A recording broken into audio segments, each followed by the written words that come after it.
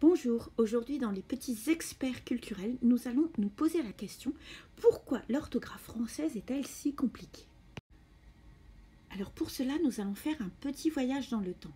Du Xe au XVe siècle, dans l'est de l'Europe, ça va être la lingua romana qui domine. Donc en fait, c'est une évolution du latin, mais Dante, en 1290, va faire un classement. Il va montrer qu'il existe différents dialectes qui sont utilisés. Et en fait, pour expliquer ce classement, il va se baser sur la prononciation du mot « oui ». Dans le nord de ce qui est la France aujourd'hui, « oui » va se prononcer « wol ». Dans le sud, et puis ce qui est le bar de l'Espagne, ça va se prononcer « hoc ». Et puis, dans ce qui est aujourd'hui l'Italie, ça va se prononcer « si ». Et donc, en fait, on va avoir différentes façons de prononcer les mots. Et en fait, ça ne va pas toujours être évident. Au XVe siècle, on va s'apercevoir qu'on ne se comprend plus. On ne parle plus le latin classique. On parle un mélange de latin qui a été influencé par les apports des Vikings, des Celtes, une évolution aussi de la prononciation. Donc en fait, les notaires et les clercs ont besoin d'un langage pour rédiger des actes notariés, des actes de l'administration, et on va assister à une relatinisation du français. C'est-à-dire qu'on va revenir aux racines latines. Et par exemple, un mot qui se prononçait champ, en fait, on va lui rajouter MP pour désigner le champ de la ferme, le champ de l'agriculture, parce que sa racine latine, c'était campus, et le chant, la chanson, on va revenir également au latin, et donc on va lui mettre un T à la fin. Donc c'est l'apparition en fait de ces fameuses lettres muettes qui sont parfois embêtantes en français. Et en fait, on voit aussi que c'était une nécessité. Le mot « will » qui était prononcé, on ne savait pas si ça voulait dire « huile » ou ville. Et donc on a dû également rajouter des lettres, un H muet ou doubler la consonne L pour pouvoir distinguer les mots. On va également rajouter des lettres, donc par exemple au numéro. Par exemple 7 vient du latin septem, donc on va lui rajouter un T, et 20 aussi. Et d'ailleurs, dans certaines régions de France, on va prononcer ces mots. Dans le nord de la France et au bord de la Belgique, on va dire 70, 20, on va prononcer ces lettres finales. Ce qui va se passer également, c'est qu'en fait, on va assister à l'apparition de doublés. C'est-à-dire qu'en revenant aux racines latines, on va avoir une forme populaire, qui est la forme orale que les gens utilisent. Et puis, on va pouvoir avoir à côté une forme savante. Par exemple, hospitalem se disait hostel, hôtel, qui a donné notre mot hôtel. Mais au XVe siècle, on va également avoir une forme concurrente qui va donner hôpital. Et en fait, c'est également pour ça qu'on va avoir des différences entre les noms et les adjectifs. Par exemple, le mot pater donnera père en langage courant, et puis pour former l'adjectif, on reviendra au latin et on utilisera le mot paternel. Et des fois, c'est vraiment très compliqué. Par exemple, vacuum va donner vide, va se prononcer vide, mais il va également donner le mot vacuité. Donc on voit que ça explique un petit peu pourquoi certains noms et certains adjectifs, on sent qu'ils sont de la même famille, mais il y a des différences. C'est parce qu'à un moment, on a dû revenir au latin pour se comprendre. En 1539, le roi François Ier prend une décision. Il publie l'édit de Villers-Cotterêts, qui est l'acte fondateur de la langue française, puisqu'il oblige en fait tous les écrits administratifs à être écrits en français afin de pouvoir mieux gouverner son royaume et que chacun puisse se comprendre.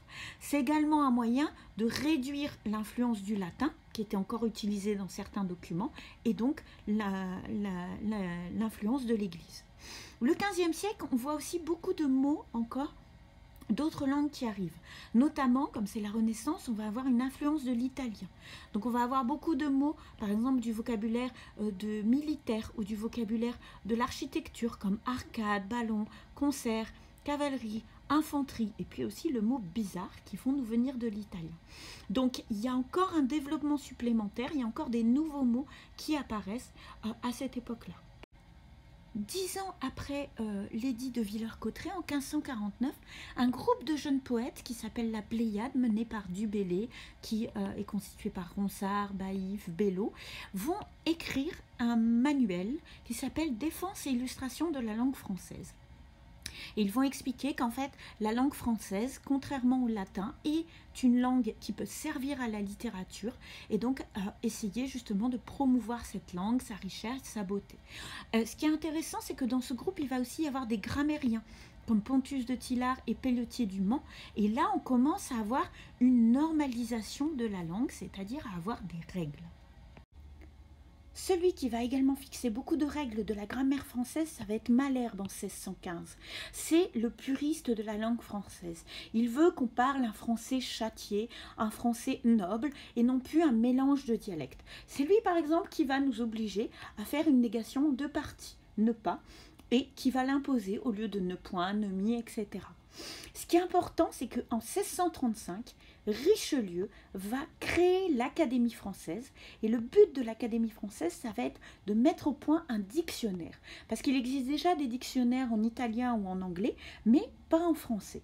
Et donc pour encore uniformiser la langue, il va être nécessaire donc de mettre en place ce dictionnaire. Alors, l'Académie française mettra un petit peu de temps à faire son dictionnaire, mais en 1740, on va avoir la 3e édition du dictionnaire qui va fixer également des règles qu'on va toujours utiliser. On va faire des choix étymologiques, encore une fois, pour éviter la confusion entre bête, il est bête, et puis une bête de somme, une bête de ferme. On va revenir donc à une écriture best, test, qui va évoluer avec l'apparition des accents. Donc les accents aigus, graves, circonflexes vont également être là pour différencier les mots. On va assister également à l'écriture, donc l'orthographe est figée, mais en fait, les usages de la langue, le fait de parler, vont changer certaines choses. Et par exemple, les gens vont éviter de prononcer, par exemple, avant les mots se prononcer en 2 syllabes, mereux, ferreux, direux. Et en fait, au fur et à mesure, on va perdre le E, ce qu'on appelle le O muet, et on va dire mer, faire, dire. Ce qui va poser des problèmes parce que par exemple mer et enfer vont se prononcer de la même façon, mais par contre on voit que on va prononcer par exemple les verbes du premier groupe, on va avoir des consonnes muettes, on ne dit pas aimer ou chauffer, on va dire aimer ou chauffer. Et donc là en fait il va encore y avoir des évolutions parce que encore une fois la langue orale, la façon dont les gens pratiquent la langue n'est pas tout à fait pareil que la langue écrite. Et donc tout ça, ça fait un mélange de règles, d'orthographe, de prononciation qu'il faut prendre en compte. Ce qui va être important en fait, c'est que le français, ça va être la première langue européenne à avoir un système écrit et complet d'orthographe. Grâce à l'Académie et son dictionnaire, et puis également aux règles de Malherbe et de la Pléiade, on a vraiment un système figé comme le latin ou le grec, mais qui va permettre un bon usage de la langue. Ensuite, on va avoir l'Italie et l'Espagne vont former également leurs académies. Mais l'Académie française, c'est la première et elle existe encore aujourd'hui. Elle est toujours chargée de faire le dictionnaire. Et puis ce qui va se passer, c'est qu'il va y avoir des grands personnages comme Montaigne ou Descartes qui vont choisir la langue française pour publier leurs œuvres au lieu du latin. Et donc là, on va avoir une vraie diffusion de la langue. Jacques Cartier également, quand il va faire ses voyages aux Amériques, en fait, il va faire ses comptes rendus de voyage en français.